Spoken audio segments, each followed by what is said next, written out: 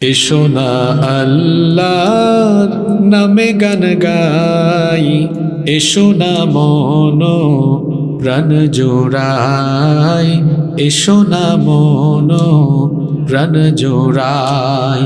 আল্লাহু আকবার বলো, আল্লাহু আকবার। আপনারা বলতে পারবেন না? বলেন আল্লাহু আকবার বলো, আল্লাহু আকবার, আল্লাহু আকবার বলো, আল্লাহু আকবার।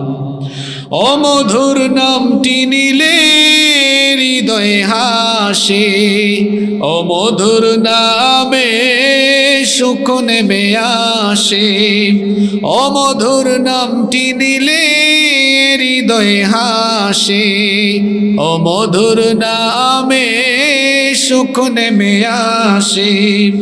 ও নামের তুলনা হবে না, হবে না, ও নামের তুলনা হবে না, হবে না, তুলনা নাই নাই নাই। এসো না আল্লাহর নামে গান গাই, এসো না মন প্রাণ জোড়াই, এসো না মন প্রাণ জোড়াই। আল্লাহু আকবার বলো, আল্লাহু আকবার, আল্লাহু আকবার বলো, আল্লাহু আকবার। যে নামে ইব্রাহিমের আগুন হলো পানি, ডাকার মতো ডাকলে আজও সারা দেবেন তিনি রে মন, সারা দেবেন তিনি।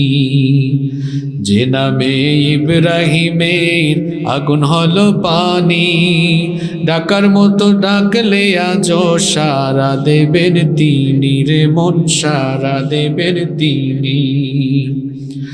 ও মধুর নামটি মিটায় হতাশার জ্বালা, গলেতে পরো নামের মালা।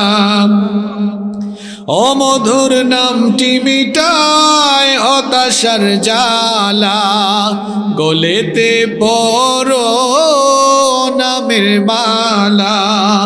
ও নামের তুলনা মেলে না, মেলে না, ও নামের তুলনা মেলে না, মেলে না, তুলনা নাই নাই নাই। এসো না আল্লাহর নামে গান গাই, এসো না মন প্রাণ জোড়াই, এসো না মন প্রাণ জোড়াই।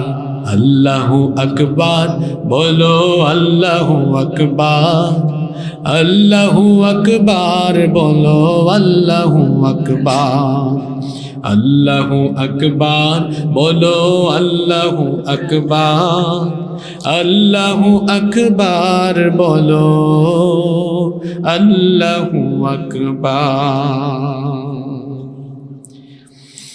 কুমিল্লা জেলার বুড়িচং উপজেলার অন্তর্গত গোবিন্দপুর কেন্দ্রীয় জামে মসজিদের উদ্যোগে আয়োজিত আজকের এই ৪২তম বার্ষিক তাফসীরুল কোরআন মাহফিলের মোহতারাম শ্রদ্ধাভাজন সভাপতি, গোবিন্দপুর কেন্দ্রীয় জামে মসজিদের সম্মানিত সভাপতি, অত্র অঞ্চলের সকলের শ্রদ্ধেয় ব্যক্তিত্ব জনাব মোহাম্মদ মোবারক হোসেন ভূঁইয়া, আজকের মাহফিলের সম্মানিত প্রধান অতিথি আমেরিকা প্রবাসী আলহাজ আব্দুল কাদের ভূঁইয়া, সংবর্ধিত মেহমান জনাব সিরাজুল ইসলাম সুরুজ মিয়া, পোস্টারে উল্লেখিত সম্মানিত আমন্ত্রিত বিশেষ অতিথিবৃন্দ, আল্লাহ তাআলা সকলকে দ্বীনের জন্য, কোরআনের জন্য কবুল করে নেন। আমরা সবাই পড়ি আমিন। মঞ্চে বসে আছেন এবং ডানে বামে আছেন অত্র এলাকার অনেক গণ্যমান্য এবং বিশিষ্ট ব্যক্তিবর্গ এসেছেন এখানে। আমাদের মাথার তাজ, আমাদের শ্রদ্ধার পাত্র অসংখ্য উলামা মাশায়েখ উপস্থিত আছেন। অত্র এলাকার বিভিন্ন স্তরের সম্মানিত স্থানীয় জনপ্রতিনিধিবৃন্দ উপস্থিত, বিভিন্ন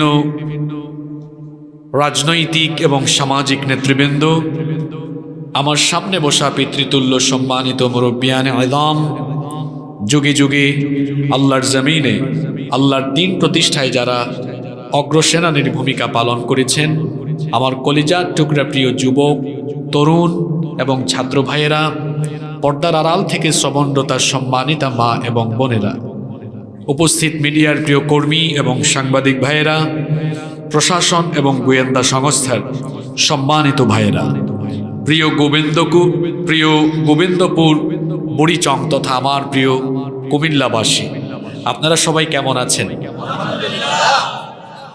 আমাকেও আপনারা জিজ্ঞেস করেছেন, এজন্য আপনাদের প্রতি কৃতজ্ঞতা জ্ঞাপন করছি। আলহামদুলিল্লাহ, আল্লাহ আমাকেও ভালো রেখেছেন। আমাদের সবাইকে সুস্থতার সাথে বাঁচিয়ে রেখে আজকের এই সুন্দর, বরকতময় এবং নান্দনিক এই আয়োজনে আমাদেরকে সামিল হওয়ার তৌফিক যিনি দান করেছেন, গলার আওয়াজ বড় করে সবাই বলেন তো তিনি কে? সেই মহান রবের জন্য হৃদয়ের সবটুকু ভালোবাসা, আবেগ, অনুভূতিকে উজাড় করে দিয়ে খুশি মনে প্রাণবন্ত আওয়াজে উচ্চ কণ্ঠে কালিমাতুশ শুকর আদায় করে আমরা সকলেই পড়ছি আলহামদুলিল্লাহ।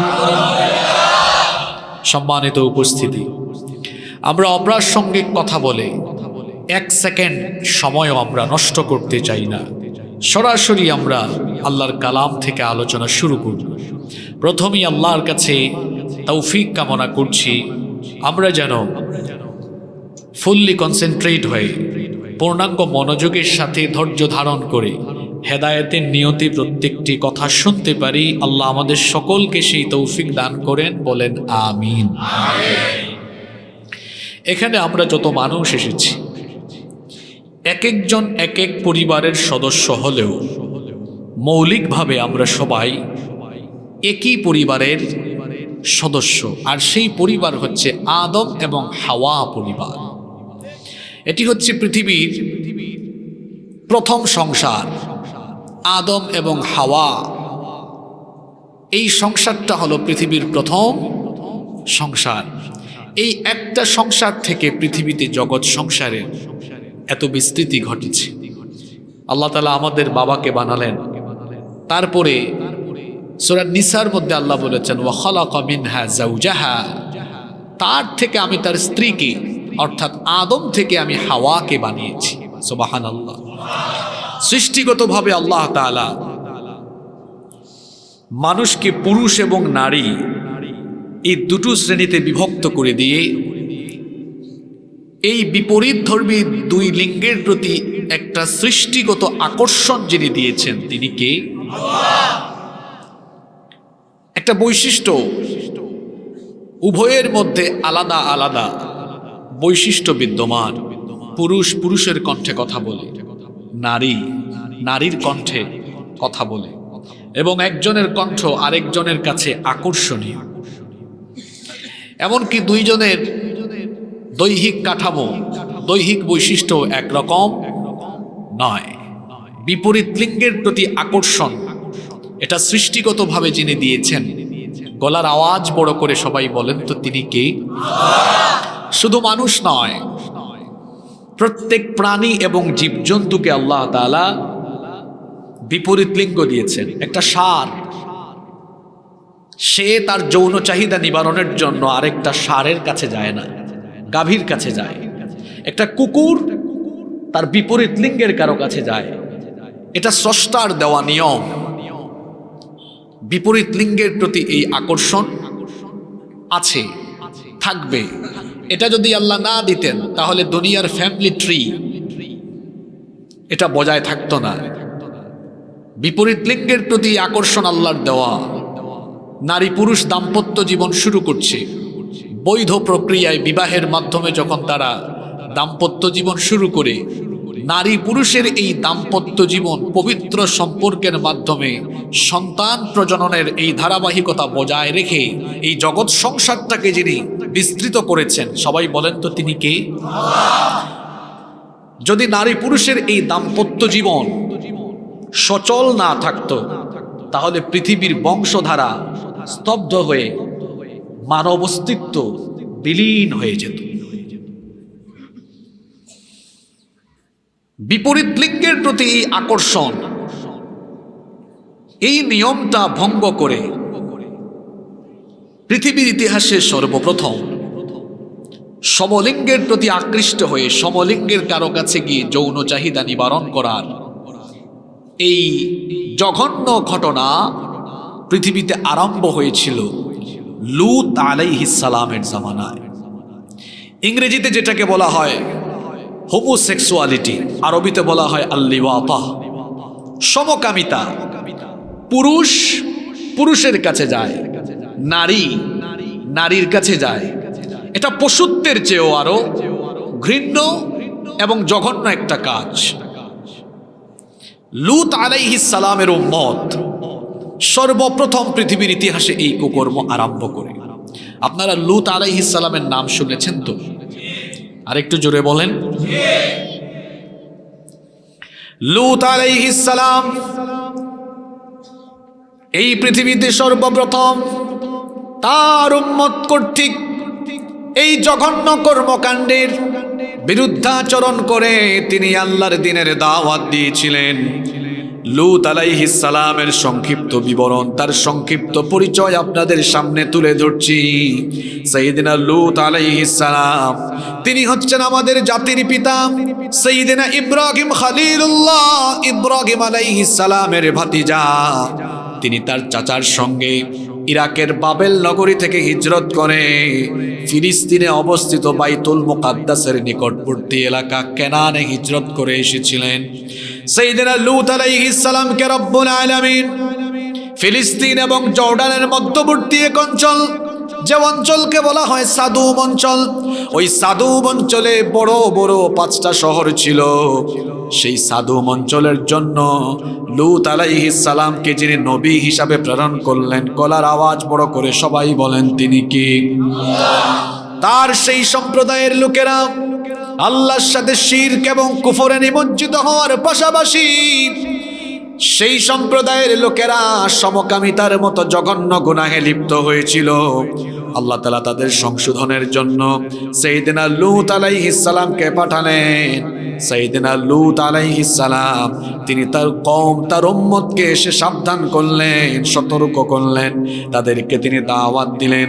কোরআনুল কারীমের 7 নম্বর সূরা সূরাতুল আরাফের 80 নম্বর আয়াত থেকে আল্লাহ তাআলা বলছেন, ওয়ালুতান ইয ক্বালা লিকওমিহি আতাতুনাল ফাহিশাতা মা সাবাকাকুম বিহা মিন আহাদিম মিনাল আলামিন।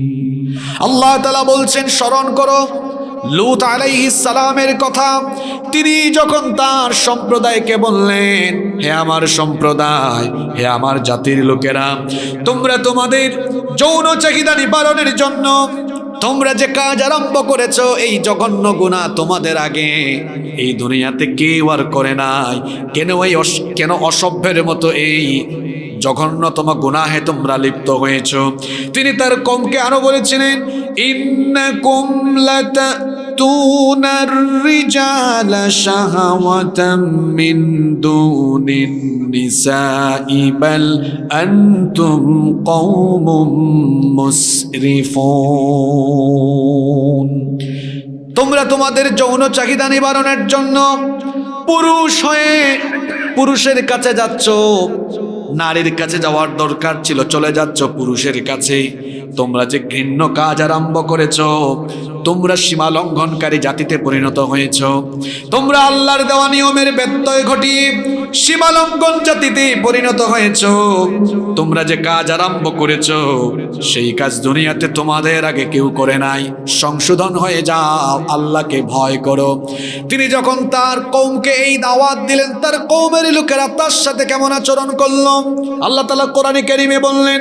তারা জবাব দিল, ওয়ামা কানা জওয়াবা কওমিহি ইল্লা আন ক্বালু আখরিজুহুম মিন ক্বরয়াতিকুম ইন্নাহুম উনাসুন ইয়াতাতাহহারুন।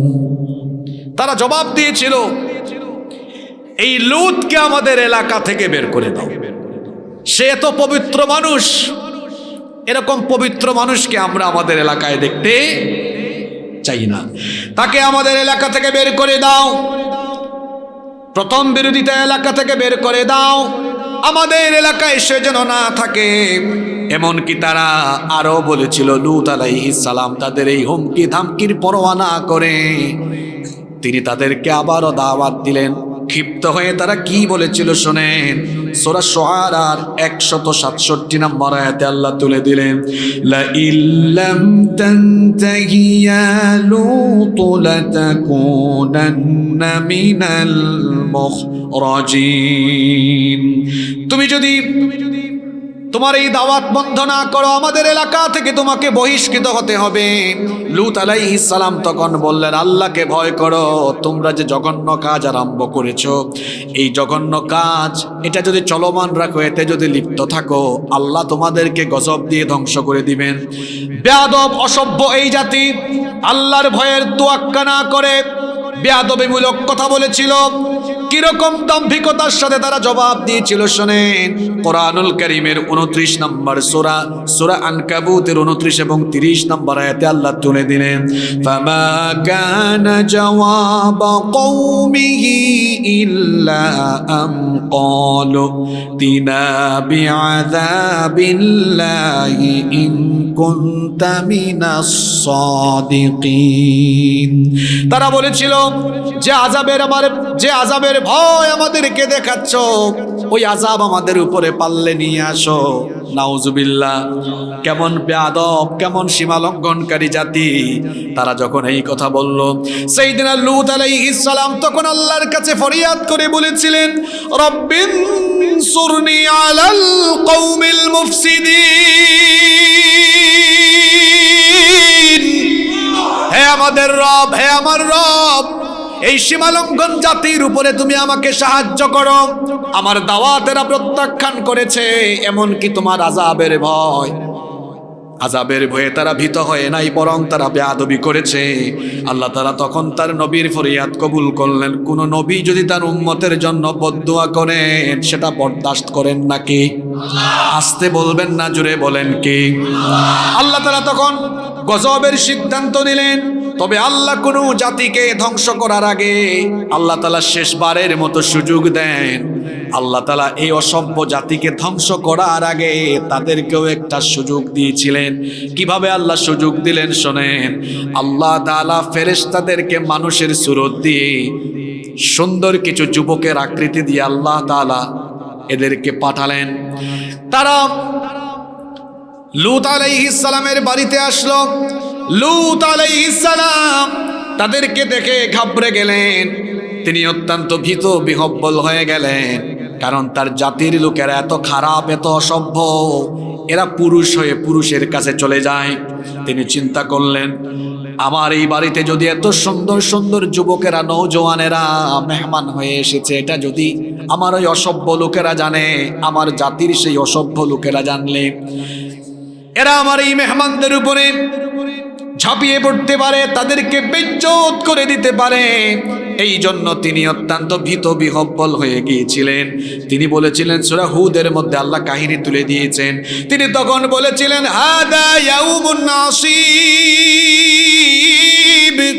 আজকের এই দিনটা হলো আমার জন্য সংকটময় একটা দিন। লূত আলাইহিস সালামের স্ত্রী তিনি কাফের ছিলেন। লূত আলাইহিস সালামের স্ত্রী তিনি সমকামী ছিলেন না, কিন্তু সমকামীদেরকে সমর্থন করতেন। কথা কি বোঝা যায়?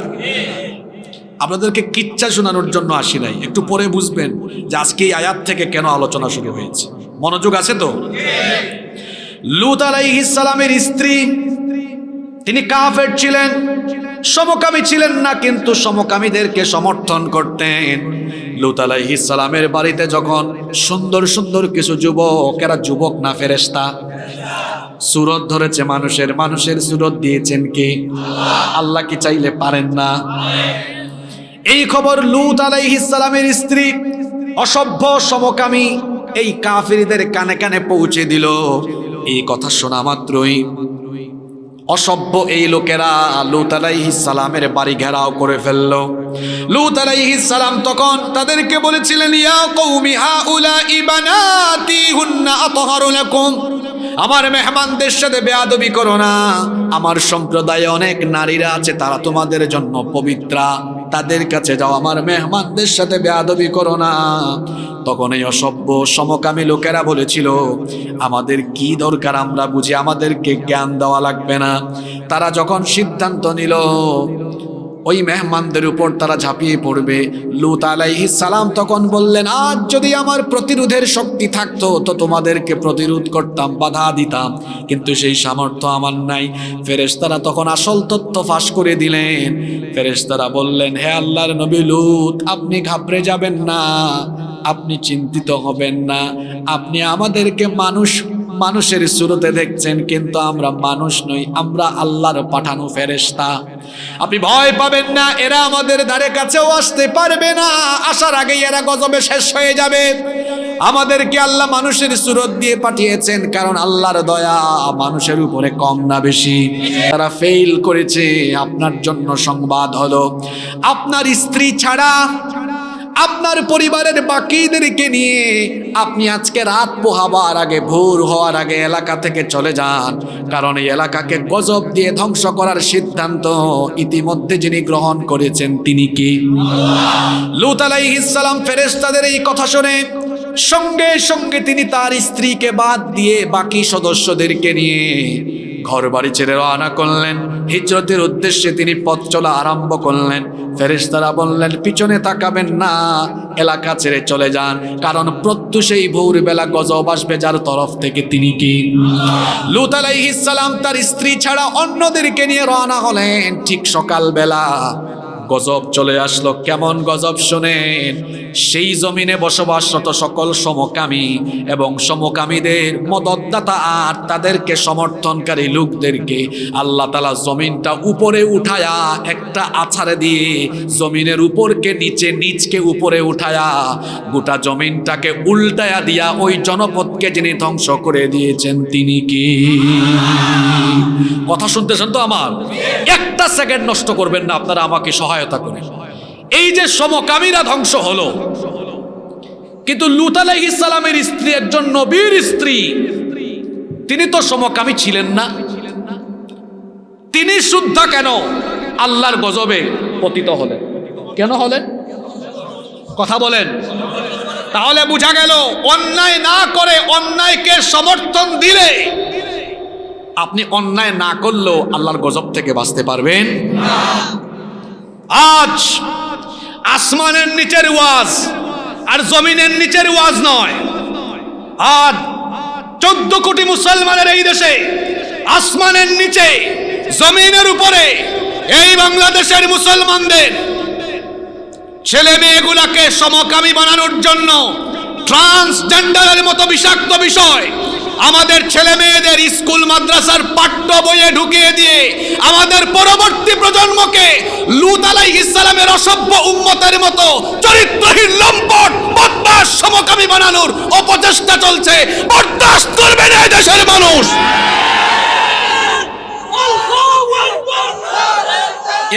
একবারে দাও, বসেন, একবারে দিবেন আপনি, লাইনে তুলে একবারে দিই।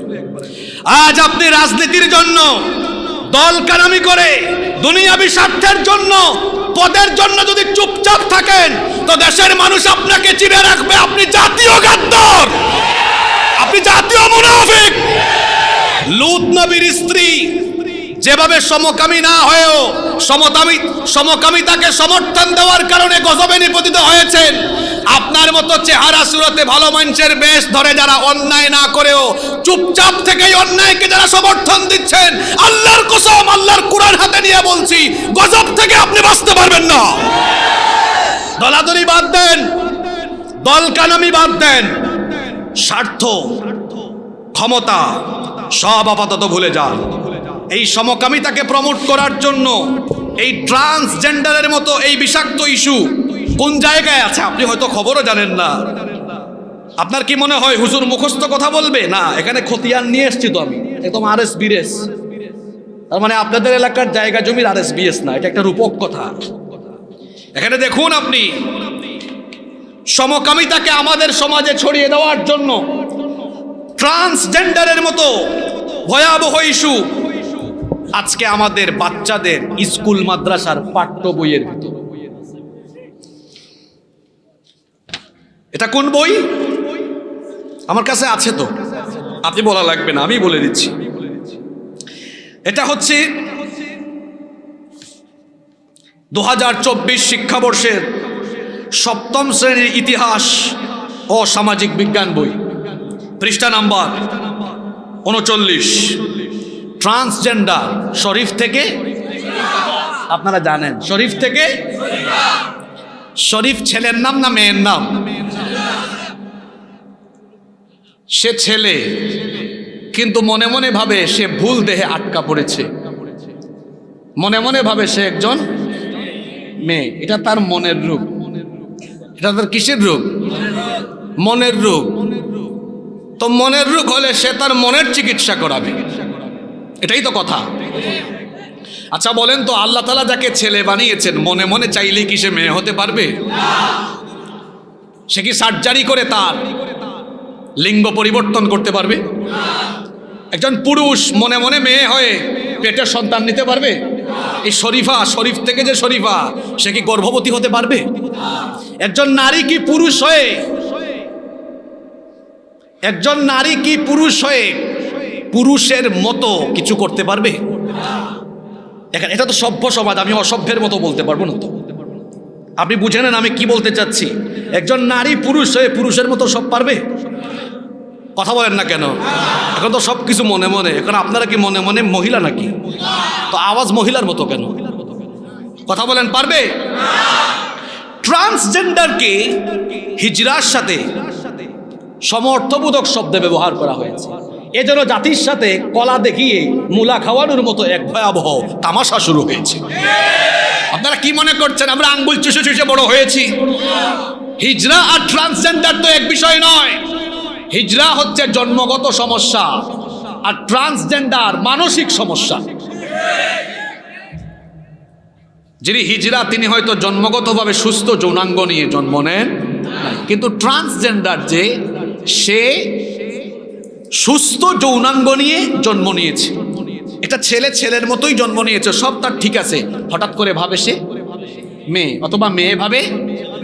এখন এখানে যদি এরকম কোনো মুনাফিক থাকে যারা মনে মনে বলতেছে হুজুর এই বিষয়টা এখানে নিয়ে আসলো কেন, তা আমি বলবো সব বিষয় ব্যক্তিগত নয়, কিছু ব্যক্তিগত বিষয় সমাজ সভ্যতাকে ধ্বংস করে দেয়। ট্রান্সজেন্ডার এটা ব্যক্তিগত ইস্যু নয়।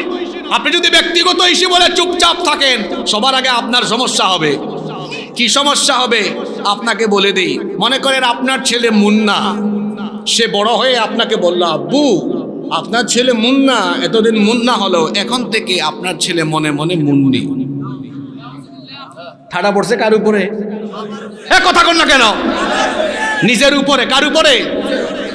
এখন সে যদি বলে আমাকে, আমি যেহেতু মনে মনে মুন্নি, আমাকে বিয়ের জন্য মুন্না মার্কা অর্থাৎ ছেলে মার্কা কেউ লাগবে। যদি এখন তারে মনে মনে মেয়ে ভাবা, এইটাকে যদি ছেলের সাথে বিয়ে দেওয়া হয়, বাসর ঘরে গিয়া দেখবে দুটো এক জাতি। কথা বুঝেন নাই? তাহলে সমকামিতা ছড়িয়ে গেল কি গেল না? আপনি এটাকে কি ভাবছেন? নর্মাল ইস্যু ভাবছেন। আর আপনি বাপ, আপনি আরো বড় বিপদে পড়বেন যদি মেয়ে মনে মনে ছেলে হয় সম্পদ বন্টনের সময়। যদি আপনার মেয়ে মুন্নি বলে, আব্বু এখন তো আপনি সম্পদ ভাগ করবেন, কিন্তু আপনি সম্পদ ভাগ করার সময় জেনে রাখেন আমি এতদিন মুন্নি হলেও এখন মনে মনে মুন্না। ভাগ করেন তো সম্পদ। এখন পেশ আছে না নাই? আর একটা বাচ্চা তার বয়স যখন 10-12 বছর 13 বছর, সে যেটা শিখবে ওই মানসিকতাই লালন করে বড় হবে। আমি কি ভুল বলেছি? ঠিক আছে না? তাহলে ক্লাস 7-এর বইতে আপনি এটা দিলেন, ছোট্ট বাচ্চা এগুলো, সে এগুলো এই ধারণা নিবে যে শরীফ শরীফাতে পড়ছি যে মনে মনে ছেলে হলেও মনে মনে মেয়ে ভেবে সমাজে চলাফেরা করা যায়। এই ছেলেটা ইন্টারমিডিয়েটে যাওয়ার পরে, ইউনিভার্সিটিতে যাওয়ার পরে হলে তার সিট দরকার, হোস্টেলে সিট দরকার। এখন যদি কলেজের স্যারকে বলে, স্যার আমার নাম মুন্না, কিন্তু হোস্টেলে সিট পাওয়ার আগে এখন মনে মনে আমার মুন্নি মুন্নি ফিল হচ্ছে, নাউজুবিল্লাহ পড়ে বলেন, আগে আমার কথা শুনেন। এখন সে যদি দাবি করে এটা আমাদের বইয়ে আছে, স্বীকৃতি দেওয়া আছে, আমি মুন্না হইলে কি হয়েছে? এখন হোস্টেলে সিট নেওয়ার সময় মনে মনে স্যার আমাকে মহিলা হোস্টেলে সিট দেন, পরের দিন কি হবে আপনারাই বুঝতেছেন। এক শেয়াল মুরগির খামারের পাশে এসে বলতেছে, দেখো মুরগি, আমাকে শেয়াল দেখলেও মনে মনে কিন্তু আমি মুরগি, তোমরা আমাকে তোমার সাথে থাকতে দাও। যদি মুরগির মন নরম হয়ে মুরগিরা বলে থাকুক এই শিয়াল আমাদের সাথে, সকালবেলা একটা মুরগি থাকবে? ওই মুরগির অবস্থা যা হবে, এই মুন্না মুন্নি হয়ে কলেজের হোস্টেলে ঢুকলে তাই হবে। এই ট্রান্সজেন্ডারের মতো বিষাক্ত ইস্যু আমাদের সুনামণিদের বইয়ের ভেতরে ঢুকিয়ে দিয়ে আমাদের ছেলে মেয়ে, আমাদের নাতি নাতনিদেরকে সমকামী বানিয়ে এই সমাজকে নষ্টের অপচেষ্টা এই জাতিকে রুখে দিতে হবে। যারা এর সমর্থন দেয় তাদেরকেও এই জাতির লোকেরা চিহ্নিত করতে হবে। শাহরিয়ার কবির গত 28 জানুয়ারি প্রেস কনফারেন্স করে সে বলেছে, এগুলো নিয়ে যতই কথা হোক না কেন, এগুলো থাকুক, মোল্লারা এগুলো কিছু বুঝবে না। আমিও বলি যেমন কুকুর তারে তেমন মুগুর দেওয়া দরকার।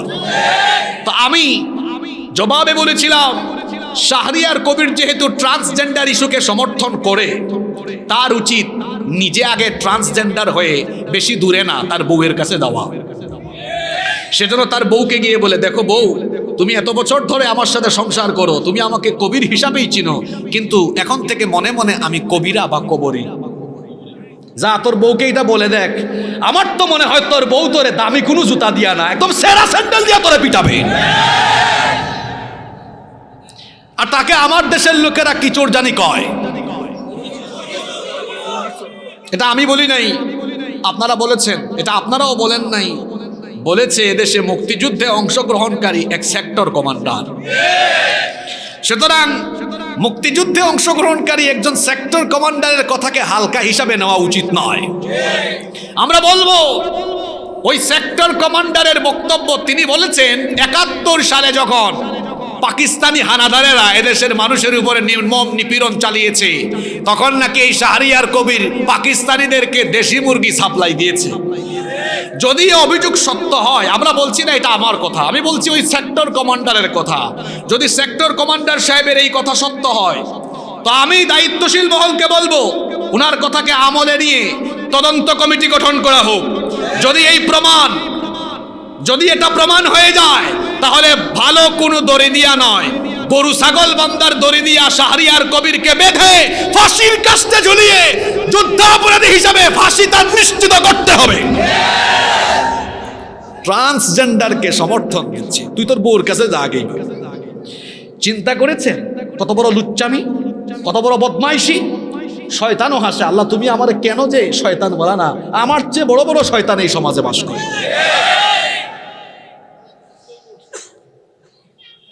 আমার চাচারা শোনেন, আপনাদের ছেলেমেয়েরা আছে না, নাতি নাতনি আছে না, আপনারা কি চান আপনাদের ছেলেমেয়েরা নষ্ট হোক? ওয়াজ কি কোরআনের বাহিরে? কথা কন না কেন? এই ট্রান্সজেন্ডারকে কোরআন সমর্থন দেয়? হাদিস সমর্থন দেয়? তো এটা তো কোরআনের ওয়াজ, এটা হাদিসের ওয়াজ। কিছু মানুষ আছে প্যান্ডেলের বাইরে কানাঘুষা করছে, ওয়াজ তো করার কথা, হুজুর এগুলো নিয়ে কেন কথা বলে? এটাই তো ওয়াজ। আমার সমাজ নষ্ট হয়ে যাচ্ছে, এই সমাজকে বাঁচাতে হবে। একটা জাতিকে ধ্বংস করে দেওয়ার জন্য অস্ত্র লাগে না, শিক্ষার ভিতরে অশিক্ষা কুশিক্ষা ঢুকাই দিলে একটা জাতি শেষ হয়ে যায়। এই ট্রান্সজেন্ডারের মতো ভয়াবহ ইস্যু আমার বাচ্চাদের বইয়ের সিলেবাসের ভেতরে ঢুকিয়ে দিয়ে আজ আমাদের কোমলমতি বাচ্চাদেরকে ধ্বংস করে দেওয়ার, চরিত্রহীন বানানোর, সমকামী বানানোর, ধর্মহীন বানানোর যে অপচেষ্টা শুরু হয়েছে, আর চুপ থাকলে হবে না। আপনারা এখানে গোয়েন্দার ভাইয়েরা থাকলে তাদেরকে বলবো, আমরা শুধু ওয়াজ মাহফিলে এই কথাগুলো বলে মানুষকে উত্তেজিত করার নিয়তে কথাগুলো বলছি না। আমরা তো ওয়াজ মাহফিলে কথা বলার আগে সর্বপ্রথম এগুলো প্রতিবেদন বানিয়ে, দেখেন এটা একটা প্রতিবেদন, এটা মন্ত্রণালয় পর্যন্ত পৌঁছে দেওয়া হয়েছে, বোর্ডে দেওয়া হয়েছে, আশ্বাস দেওয়া হয়েছে এগুলো ঠিক হবে। কই ঠিক হওয়ার কোনো নামগন্ধ নাই, আরো লম্বা লম্বা বক্তৃতা করা হচ্ছে। যখন আপনারা সংশোধন করলেন না, তখন আলেমদের দায়িত্ব হয়ে গিয়েছে এগুলো জাতির সামনে ফাঁস করে দিয়ে মানুষকে সচেতন করা। এজন্য এই বিষয়ে দলমত ভুলে যান। কে আওয়ামী লীগ করেন, কে বিএনপি করেন, কে জাতীয় পার্টি করেন, সব ভুলে যান। দলাদলি রাজনীতি এগুলো আমরা শিক্ষা নিয়ে চাই না। কেউ চুপ থাকলে হবে না। শিক্ষার এই অসঙ্গতি নিয়ে আমাদের সন্তানকে বাঁচানোর জন্য ঘরে ঘরে, বাড়িতে বাড়িতে, এলাকায় এলাকায়, স্কুলে কলেজে প্রতিবাদ মুখের আওয়াজ তুলতে হবে। এই শিক্ষা কারিকুলাম বাতিল করতে হবে। যারা টেলিভিশন চ্যানেলে এসে সুন্দর সুন্দর বুলিয়া উড়ায়, আপনাদেরকে বলে এটা আমাদের জাতির ভালোর জন্য আমরা করেছি, আপনারা খোঁজ নিয়ে দেখেন তাদের বাচ্চারা এই দেশে পড়াশোনা করে না, ইউরোপ আমেরিকায় তাদের বাচ্চাদেরকে তারা পড়াশোনা করায়। আর আমাদের বাচ্চাগুলাকে আলু ভর্তা ডিমবাজি। শুধু কি তাই? হ্যাঁ, শুধু কি তাই? আপনাদেরকে আরেকটু দেখাই না আমি, দেখবেন আপনারা। হ্যাঁ, এখানে যারা হাসতেছ হাসি বন্ধ করে দেন। আপনার মাথায় কোনো টেনশন আছে না? আপনার ভাই বোন শেষ হয়ে যাচ্ছে, এখন বইয়ের ভিতরে স্কুলে মাদ্রাসায় কি লেখা? এখানে সারেগামা পাধানিসা। আপনার বাচ্চারা সারেগামা পাধানিসা শিখুক, আপনি এটা চান? যে তার ছেলে মেয়েকে সারেগামা পাধানিসা বানাতে চাইবে সে নাট্যকলাই দিক, ঠিক কি না? গানের টিচারের কাছে দিক, গান শেখা, কোনো আপত্তি আছে? সবাই সবার সন্তানকে তো গায়ক, নায়ক, নৃত্যশিল্পী, আউল বাউল সবাইকে বানাতে চায়। কারো উদ্দেশ্য আমার ছেলে ডাক্তার হবে, কারো উদ্দেশ্য আমার ছেলে মেয়ে ব্যারিস্টার হবে, কারো উদ্দেশ্য আছে আমার ছেলে মেয়ে সচিব হবে, ডিসি হবে, এসপি হবে, প্রশাসনে কাজ করবে, কারো উদ্দেশ্য আমার ছেলে মেয়ে আলেম আলেমা হবে, কারো উদ্দেশ্য আমার ছেলে হাফেজ হবে, আমার ছেলে মাওলানা হবে, মুফাসসির মুহাদ্দিস মুফতি হবে। এজন্য আমরা আমাদের ছেলেকে মাদ্রাসায় দিচ্ছি। সারেগামা পাধানিসা এটা মাদ্রাসার বই। কোনো মাদ্রাসায় কি হারমোনিয়াম আছে, ঢোল তবলা আছে, সারেগামা পাধানিসার আওয়াজ আছে? তো আমাদের এই ধর্মীয় প্রতিষ্ঠানগুলোতে এই সারেগামা পাধানিসা ঢোকানোর এত বড় সাহস পেয়েছে কারা? কাদের এত বড় সাহস হলো? এই বইগুলো কার বাপের পয়সায় ছাপা হয়েছে? হ্যাঁ, কথা কর না কেন? কার বাপের পয়সায়? আপনাদের ঘাম ঝরানো ট্যাক্সের পয়সায়। যারা মাস শেষে বেতন খায়, কার বাপের পয়সার বেতন এগুলা? এসি রুমে বসে বসে সুন্দর সুন্দর বিবৃতি দেওয়া, এসিগুলো কার পয়সায় কিনা? দামি দামি গাড়িতে যে চলেন, সেই গাড়ি আর গাড়ির পেট্রোল কাদের পয়সায়? আমাদের ট্যাক্সের পয়সায় এসির বাতাস খাইয়া, আমাদের ট্যাক্সের পয়সায় গাড়ি আর গাড়ির পেট্রোল জ্বালায়া, আমাদের ট্যাক্সের পয়সায় বেতন খায়া, আমাদের ট্যাক্সের পয়সায় এইরকম বই ছাপিয়া আজে বাজে বিষয় ঢুকায়া এই জাতিকে আপনি বিবৃতি দিয়া কলা দেখায়া মুলা খাওয়াই দিবেন, বরদাস্ত করবে না দেশের মানুষ। এই দেখেন হারমোনিয়াম, ঢোল তবলা, মাদ্রাসার বই এগুলো ঢুকানো হয়েছে। শুধু কি তাই? ঢোল তবলা হারমোনিয়াম বাজালে চলবে? একটু থাক দিনা দিন দিন দিন কোমর দুলাইয়া নাচানাচি আছে না নাই? আমি কি বানায় কোনো কথা বলছি? দেখেন মাদ্রাসার বইয়ের মলাট দেখেন। আমাদের কোনো মেয়েরা কি মাদ্রাসায় এভাবে যায়? এটা কোন শ্রেণীর বই? দাখিল ষষ্ঠ শ্রেণী মাদ্রাসার বই। কোনো মেয়েরা মাদ্রাসায় এই পোশাক পরে যায়? তো আপনি মাদ্রাসার বইয়ের মলাটে এই ছবি দিলেন কেন? কোনো মাদ্রাসায় ঢোল তবলা হারমোনিয়াম একতারা দুতারা সেতারা এগুলো শেখানো হয়, তো আপনি এগুলা দিলেন কেন মাদ্রাসার বইয়ে? কেন দিয়েছে বলবো? যাতে আপনারা আপনাদের ছেলে মেয়েদেরকে রাগ করে মাদ্রাসায় আর না পাঠান। মাদ্রাসা ধ্বংসের অপচেষ্টা চলছে। এই মসজিদের পাশেও মাদ্রাসা আছে। এই মাদ্রাসায় যারা তাদের ছেলে মেয়েকে পাঠিয়েছে হাফেজ হওয়ার জন্য পাঠিয়েছে। আমার দেশে লক্ষ লক্ষ কওমি আলিয়া মাদ্রাসা আছে, এগুলোতে মানুষ ছেলে মেয়েদেরকে পাঠায় আলেম আলেমা হওয়ার জন্য। ঢোল তবলা হারমোনিয়াম শিখায়া সারেগামা পাধানিসা শেখানোর জন্য মানুষ তাদের সন্তানদেরকে মাদ্রাসায় পাঠায় না। শুধু কি তাই? অন্তরা আর ফাহিমের প্রেমের গল্প এখানে। আমার বাচ্চাদেরকে প্রেমিক প্রেমিকা বানানোর দায়িত্ব কি আমরা কাউকে দিয়েছি? হ্যাঁ, শুধু কি এখানেই শেষ? এগুলো আমি বলতে পারবো না। এখানে যে অশ্লীল অশ্লীল শব্দ, এগুলো কি বলা যাবে মাহফিলে? দেখেন আপনি দেখুন আপনারা শুধু শরীফ শরীফা নিয়ে পড়ে আছেন। সুলাইমান নবীর কার্টুন ক্লাস 8 এর ইংলিশ বইয়ে দেওয়া হয়েছে। সুলাইমান নবীর কার্টুন। ফ্রান্সে আমাদের নবীজির কার্টুন ব্যঙ্গচিত্র হওয়ায় ফ্রান্সকে আপনারা ভালোবাসেন না ঘৃণা করেন? ফ্রান্সের প্রেসিডেন্টের নামও অনেকে শুনতে পারেন, অনেকে তার ছবির উপরে জুতা পিটা করছে, তার ছবি জ্বালিয়ে দিয়েছে, ফ্রান্সের পণ্য অনেকে বয়কট করেছে। কেন? আমাদের প্রিয় নবীজি কার্টুন সেই দেশে দেখানো হয়েছে, ঠিক কিনা? নবীদের কার্টুন আঁকা, এটা কি নবীদের প্রতি সম্মান না নবী অবমাননা? জোরে বলেন। তাহলে এই ছবিগুলো যারা বইয়ে ঢুকালো এরা কারা? এদেরকে তো বের করা দরকার। 90% মুসলমানের দেশে স্কুলের বইয়ে, মাদ্রাসার বইয়ে এই ধরনের কার্টুন এঁকে যারা 90% মুসলমানদের কলিজায় আগুন ধরিয়েছে, এদেরকে দৃষ্টান্তমূলক শাস্তির আওতায় আনতে হবে।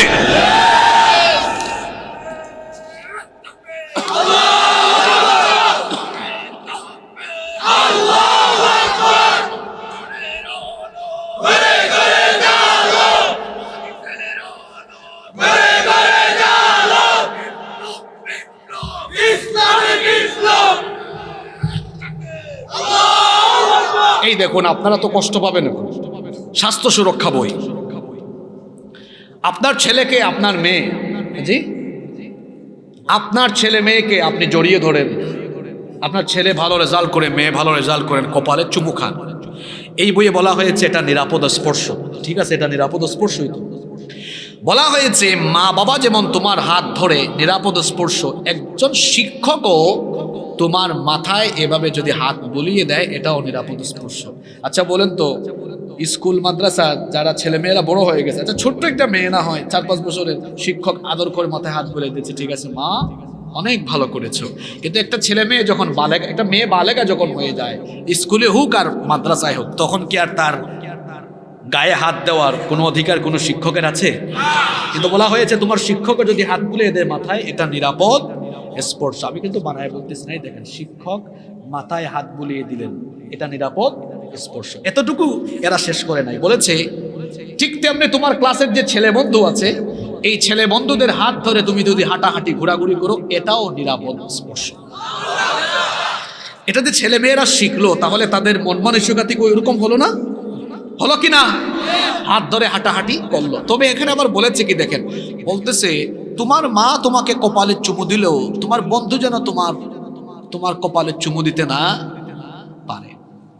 দেখেন তো কি বুঝাইতে চায় এরা। আচ্ছা, যখন একটা ছেলে মেয়ে হাত ধরে হাঁটাহাঁটি আরম্ভ করবে, ওইটা বাকি থাকবে? আর যারা বলে মোল্লারা কিচ্ছু বুঝে না, হাত ধরে হাঁটবে, এগুলো আপনারা বুঝবেন না, তো আমরাও বুঝাই দিই। দিহান আর আনুষ্কার কথা মনে আছে আপনাদের? যুবকরা কথা বলে না কেন? দিহান আনুষ্কার কথা ভুলে গিয়েছেন? এরা কোন ক্লাসের জানি ছিল? ক্লাস 6 মনে হয়। হ্যাঁ, ক্লাস 6 এর ছেলে মেয়ে দিহান আনুষ্কা ওই হাত ধরে ধরেই প্রথমে করেছিল। দুজন বসে বসে বন্ধু তো গ্রুপ স্টাডিও আরম্ভ করেছিল। তারপর দিহান তার পার্সোনাল রুমে নিয়ে একদম গ্রুপ স্টাডি করছে। কথা বুঝেন নাই? আপনি এইসব পড়াইয়া বলবেন মোল্লারা কিচ্ছু বুঝে না, আপনি কলা দেখাইয়া মুলা খাওয়াই দিবেন, এই জাতিকে এটা পারবেন না।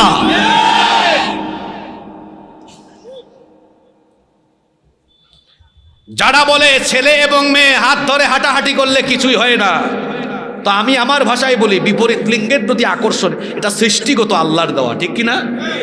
তো ছেলে মেয়ে হাত ধরে করলে যার ভিতরে ফিলিংসই আসে না, ওই বেটা তো অসুস্থ, তার দেশে বিদেশে চিকিৎসা নেওয়া দরকার। এর যৌবন কি বলেন আছে? এই যে এত অসঙ্গতি, শুধু কি তাই? এই দেখেন মাদ্রাসার বইয়ে ঢুকিয়ে দিয়েছে। কি লিখেছে পড়েন না আপনারা? লীলাবালি লীলাবালি বড় যুবতী সেই গো, বিয়ার সাজনী সাজক কন্যা আলো। কি ঠিক বলছি? এগুলো আমাদের ছেলে মেয়েদেরকে শিখানো হচ্ছে। আপনি এই দেখুন মাদ্রাসার বইয়ের মলাটগুলো দেখুন আপনারা।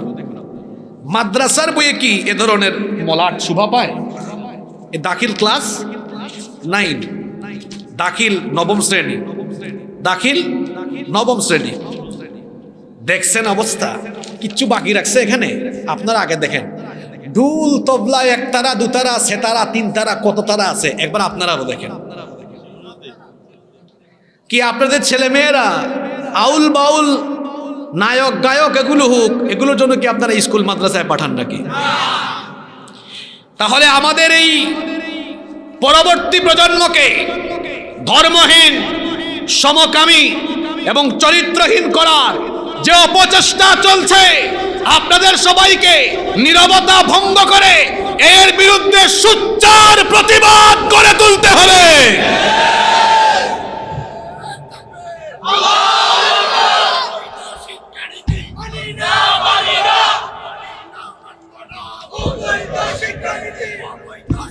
এ ভাই একটু অপেক্ষা করেন তো, বাকিদের কি হয়েছে আপনারা মানেন নাকি?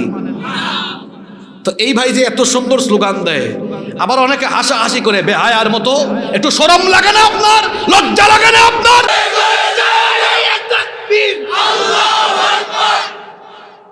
যারা চুপচাপ থাকবেন তাদের পরিস্থিতি কি হবে? আসুন আমরা আবার তাফসীরে ফিরে যাচ্ছি, কোরআন থেকে যাচ্ছি।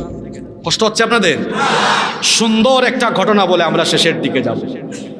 এই যে অন্যায়, অপকর্ম, ধর্মহীন এবং সমকামী শিক্ষা ছড়িয়ে দিয়ে গোটা সমাজ সভ্যতা বিলীনের অপচেষ্টা চলছে, যে সকল সুফিরা চুপচাপ থাকবে তাদের পরিণতি কি হবে, এটা এখন আমরা কোরআন থেকে জানব। আপনারা আছেন না ঘুমাই গেছেন? এই 1 ঘন্টা 1.5 ঘন্টার ওয়াজ থেকে কিছু শিক্ষা নিয়ে বাড়ি যেতে হবে। কি শিখছেন, কি বুঝছেন, এটা যেন মাথায় থাকে। পারবেন তো? অন্যায়, অপকর্ম, পাপাচার সমাজে চলে, এটা দেখে যদি কোনো মুমিন, কোনো ঈমানদার চুপচাপ থাকে, দুনিয়া এবং আখিরাতে সে আল্লাহর গজবে, আল্লাহর শাস্তিতে পড়বে। আল্লাহর শাস্তি এবং আল্লাহর গজব থেকে আমাদের বাঁচার দরকার আছে না নাই? তাহলে বাঁচবেন কেমনে শোনেন। আল্লাহ তাআলা কোরআনুল কারীমের 8 নম্বর সূরা সূরাতুল আনফালের 25 নম্বর আয়াতে বলছেন, واتقوا فتنة لا تصيبن الذين ظلموا منكم خاصة واعلموا أن الله شديد العقاب। আল্লাহ তাআলা বলছেন, সতর্ক হয়ে যাও, সাবধান হয়ে যাও সেই সকল বালা মুসিবত থেকে যা শুধুমাত্র বিপদ মুসিবতের কারণ যারা, তাদের উপরেই নাজিল হবে না, বরং সমাজের অন্যায় অত্যাচার দেখে যারা চুপচাপ থাকবে তাদের উপরেও সেই গজব আসবে যার তরফ থেকে। তিনি কে? সুন্দর একটা ঘটনা বলবো সুন্দর একটা ঘটনা বলছি, দাউদ আলাইহিস সালামের সময়কার ঘটনা। দাউদ আলাইহিস সালামের মুজিজা ছিল, দাউদ নবীকে আল্লাহ তাআলা এত সুন্দর ভয়েস, এত সুন্দর কণ্ঠ দিয়েছিলেন, তিনি তার উপরে নাজিল হওয়া জাবুর যখন তেলাওয়াত করতেন, তার তেলাওয়াতের মাধুর্যতায় উড়ন্ত জিনেরা উড়ন্ত অবস্থা বন্ধ করে নদী আর সাগরের মাছেরা কিনারায় উঠে তার তেলাওয়াত শোনার জন্য পাগল পাড়া হয়ে যেত। দাউদ আলাইহিস সালামের সময়ের লোকেরা, তার উম্মতের মানুষ মাছ ধরে জীবিকা নির্বাহ করত।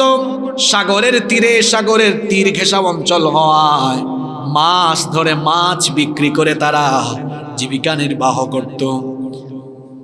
শনিবারের দিনে মাছ ধরা নিষিদ্ধ ছিল। এই আইনটা কার? আসতে বলবেন না, পুরুষ মানুষের মতো সবাই বলেন, আইনটা কার? শনিবারের দিনে মাছ ধরা নিষিদ্ধ ছিল, কিন্তু আল্লাহর আইন কেউ মান্য করে দাউদ আলাইহিস সালামের উম্মতের লোকেরা মাছ ধরল। আর এই মাছ ধরাকে কেন্দ্র করে বনি ইসরাইলের মধ্যে 3 শ্রেণীতে মানুষ ভাগ হয়ে গেল। জোরে বলেন, কয় শ্রেণী? আল্লাহ তাআলা এই ঘটনা কোরআনে কারীমে ইরশাদ করছেন। কোরআনুল কারীমের 2 নম্বর সূরা সূরাতুল বাকারা 65 নম্বর আয়াতে আল্লাহ বলছেন, ওয়ালাকাদ আলিমতুমুল্লাযীনা আতাদাউ মিনকুম ফিস সাবতি ফাকুলনা লাহুম কুনু কিরাদাতান খাসিঈন। অবশ্যই শনিবারের ঘটনা তোমাদের জানা আছে। এই শনিবারের বিধান লঙ্ঘনকারীদেরকে ধ্বংস করে দিয়েছেন কে? ঘটনাটা মনোযোগ দিয়ে শোনেন। কথায় আছে, শেষ ভালো যার সব ভালো। শনিবারে মাছ ধরা নিষিদ্ধ। শনিবারের দিন সাপ্তাহিক ইবাদতের দিন, ইহুদিদের জন্য ছিল সেটা সেই সময়। এই আইনটা কার? অভিশপ্ত ইহুদিরা চিন্তা করলো আল্লাহ শনিবারে মাছ ধরা নিষিদ্ধ করেছেন, আমরা শনিবারে মাছ ধরব না। আমরা আইল দিয়ে, আপনারা কুমিল্লায় আইল বুঝেন? বুঝেন না? আইল দিয়ে, বেড়া দিয়ে মাছ আটকায় রাখবো, খাবো না, আটকাবো, ধরবো না। রবিবারে এগুলা মজা করে খাবো। আটকাই তো ফেলছে মাছ। তাইলে এরা আল্লাহর আদেশ মানলো না অমান্য করলো? এরা প্রথম শ্রেণী যারা আল্লাহর আইন অমান্য করলো। 2 নম্বর শ্রেণীর লোকেরা, এরা মাছ আইল দিয়ে, বেড়া দিয়ে আটকায় নাই, এদের সাথে এরা নাই। কিন্তু এই যে লোকগুলো অন্যায় করছে, এই অন্যায় দেখে তারা চুপচাপ বাধা দেয় নাই। এটা আমাদের সমাজের কিছু মানুষের মতো আর কি। এই যে সমাজে এত কিছু, শিক্ষায় অসঙ্গতি, চেহারা সুরত সুন্দর, কাপড় চুপড় বলে সুন্দর, সব জানে তাও বুবা শয়তান, সব দেখে চুপ আছে না নাই? দেখছে কিন্তু চুপচাপ। আপনাদের কথা কি বলবো, বহু আলিয়া মাদ্রাসার হুজুরও এখনো বেতন আর ঈদ বোনাসের জন্য চুপচাপ কথা বলছে না। তারা সব জানে কিন্তু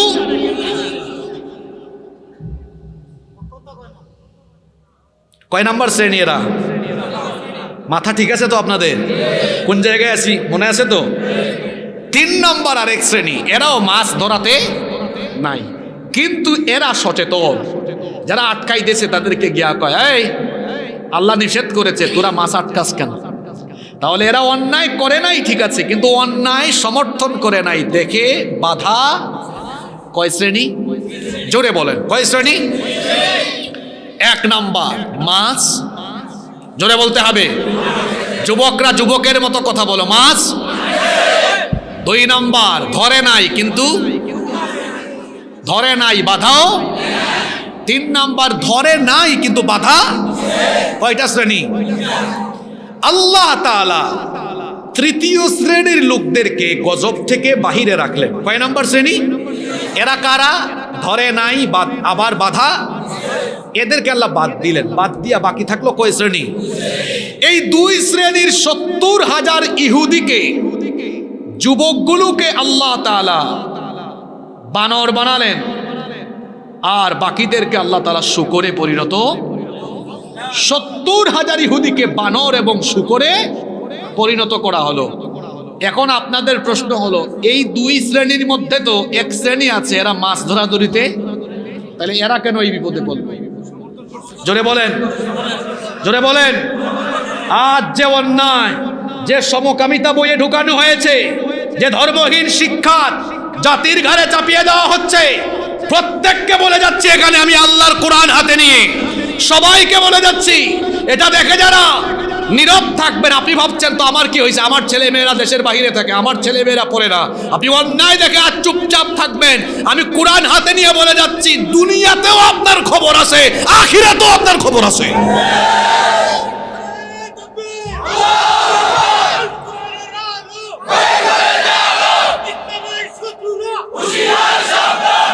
আপনারা কি আল্লাহর গজব থেকে বাঁচতে চান? আমরা কি চাই আমাদের সন্তানরা সমকামী, অসভ্য, বদমাইশ এবং ধর্মহীন হয়ে যাক? আপনারা কি চান? আপনারা কি চান? তাহলে এই ধর্মহীন এবং সমকামী এই শিক্ষার বিরুদ্ধে প্রত্যেকটা মানুষ, হিন্দু, বৌদ্ধ, মুসলিম, খ্রিস্টান, সকল ধর্ম, সকল দলের মানুষের সোচ্চার আওয়াজ তুলতে হবে। দেখেন না, গত বছর ঢুকিয়ে দিয়েছিল বিবর্তনবাদ, মানুষ নাকি ছিল বান্দরের জাত। এখনো শুনেছি ক্লাস 9-এর পরে নাকি এগুলো এখনো নাকি আছে। আমার দেশে জাফর ইকবাল, সে থাকে আমাদের সিলেটে, আমার বাড়ি সিলেটে, জানেন তো আপনারা। বুদ্ধিজীবী গবেষণা করতে করতে পাইছে মানুষ নাকি বান্দরের জাত। আসলে এরকম লোকদের সাথে তর্ক করে আমাদের এনার্জি লস করা উচিত নয়। আমি শুধু এতটুকু বলেছি, যারা গবেষণা করে পেয়েছো মানুষ বান্দরের জাত, তো ভাই তোমরা মানুষের সমাজে আসো কেন? তোমাদের উচিত পার্বত্য চট্টগ্রামের বান্দরবানে অথবা দক্ষিণাঞ্চলের সুন্দরবনে গিয়ে বান্দর খুঁজে তোমাদের জাতি ভাই বান্দরের সাথে তোমরা বসবাস করো, আমাদের কোনো আপত্তি নাই। তোমরা মানুষের সমাজ ছেড়ে দিয়ে হয় চিড়িয়াখানায় যাও, নইলে বন জঙ্গলে যাও। আমরা মানুষ, মানুষের সমাজে থাকার তোমাদের মতো বান্দরদের কোনো অধিকার নয়। মানুষ মানুষের জাত। মানুষ কিসের জাত? এরকম বানরামি শিক্ষা, লুচ্চামি শিক্ষা, বদমাইশি শিক্ষা আমাদের পাঠ্য বইয়ে থাকুক, আমরা এটা চাই। এজন্য আজকে বলে যাচ্ছি, সবাই কথা বলুন, সবাই কথা বলুন। আমরা আমাদের পরবর্তী প্রজন্মকে ধ্বংস করে দিতে পারি। আমরা আজকে আলোচনা থেকে কি শিখলাম, এটা এখন আমরা 1 মিনিটে বের করব। প্রথমে একজন নবীর উম্মতের আলোচনা ঘটনা কোরআন থেকে বলেছি। সেই নবীর নামটা জানি কি? জোরে বলেন। এই লূত নবীর উম্মতরা কোন গুনাহে লিপ্ত ছিল? সমকামিতা। এর এই সমকামিতা প্রতিষ্ঠিত হয় ট্রান্সজেন্ডারের মতো ইস্যু দিয়ে। ওইটা আছে কোথায়? আমাদের বাচ্চাদের বইয়ের ভেতরে। এটা যদি থাকে, এটা যদি ছড়িয়ে যায়, সমকামিতা প্রতিষ্ঠিত হবে, আমাদের সমাজ নষ্ট হবে। আপনারা কি চান এই গোবিন্দপুর গ্রামের সমকামী তৈরি হোক? এই বুড়িচঙে থাকুক, এগুলা চান? শিক্ষা যদি জাতির মেরুদণ্ড হয় আর শিক্ষাই যদি মানুষ গড়ার কারিগর হয়, তো এটা কেমন অশিক্ষা কুশিক্ষা? আমরা এমন শিক্ষা চাই না। সর্বশেষ আমরা কোরআন থেকে আরো এক নবীর উম্মতের ঘটনা শুনেছি। নবীর নামটা জানি কি? এই নবীর উম্মত এরা আরেকটা গুনাহ করে ধ্বংস হয়েছে। এদের মধ্যে এক শ্রেণী ছিল অন্যায় করে নাই কিন্তু অন্যায় বাধা দেয় নাই। তাহলে আমরা অন্যায় দেখে বাধা না দিয়ে অন্যায়ের বিরুদ্ধে কথা বলবো, পারবো তো ইনশাআল্লাহ? ইনশাআল্লাহ। নামাজ হবে, কিন্তু এর আগে আপনাদের উদ্দেশ্যে আমার একটা দাবি আছে। ভাই একটু আজানের জবাব দেন, আমিও একটু নীরব থাকি, আপনারাও জবাব দেন। কেউ উঠবেন না, ঠিক আছে? আমি কি আলোচনা চালাবো? তাহলে আপনারা বসেন, আজানটা হয়ে যান। পেয়েছেন? বেজার হয়েছেন?